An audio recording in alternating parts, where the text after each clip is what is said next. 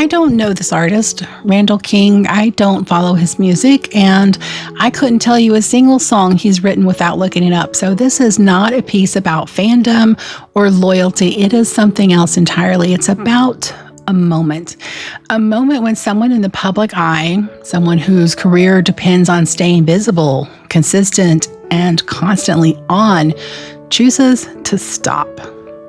Recently, country music artist Randall King made the decision to pause his career and cancel shows, stating, quote, "I'm pausing touring for the time being. I'm actively seeking professional help and focusing on my faith, my health, my mental health, and my family," end quote. That sentence alone carries more weight than it might seem at first glance, because in an industry built on momentum, visibility, and performance, stopping is not neutral. It costs something.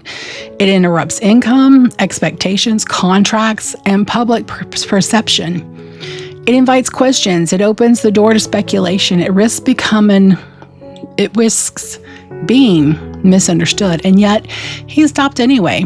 There's another layer to what he shared that is even more telling. In multiple reports, he acknowledged that his life had drifted in ways that required, quote, "serious attention and change," end quote, and that his, quote, "choices," end quote, had affected the people he loves.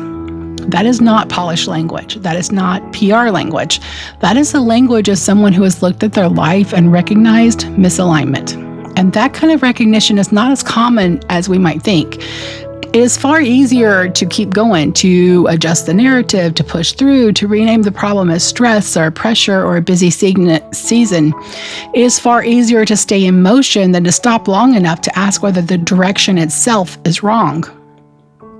But there comes a point, quietly for some, abruptly for others, when the internal voice becomes harder to ignore. When the gap between who you are living as and who you believe you are meant to be becomes too wide to justify.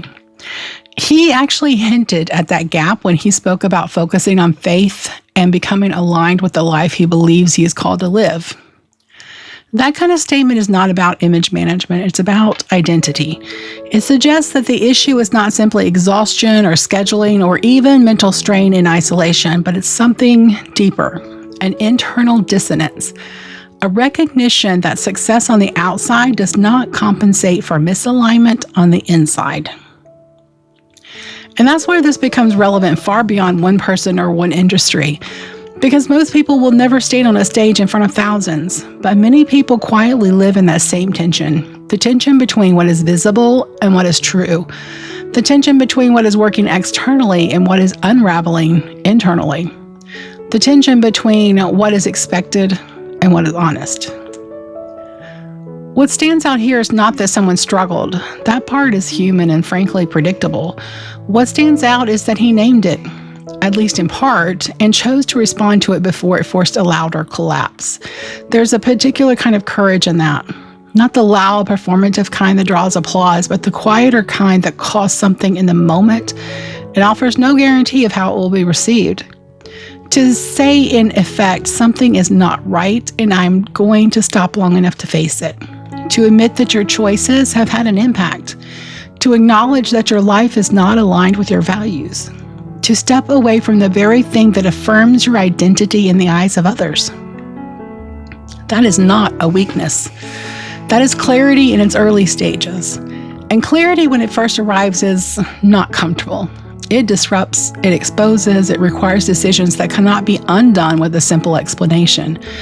It often asks you to step out of roles, rhythms, and environments that once defined you, but it also creates the possibility for something else. Realignment. Not the kind that happens through a quick adjustment or a temporary reset, but the kind that requires stepping back far enough to ask deeper questions like, who am I becoming? What am I participating in? What am I tolerating that I would not have accepted before? What is this costing me and the people around me?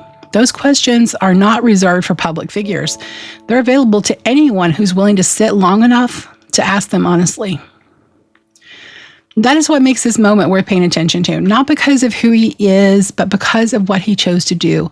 He did not offer a full explanation. He did not provide every detail, and he doesn't owe that to anyone. But he did offer enough to make one thing clear. He recognized that something in his life was out of alignment and he chose to address it.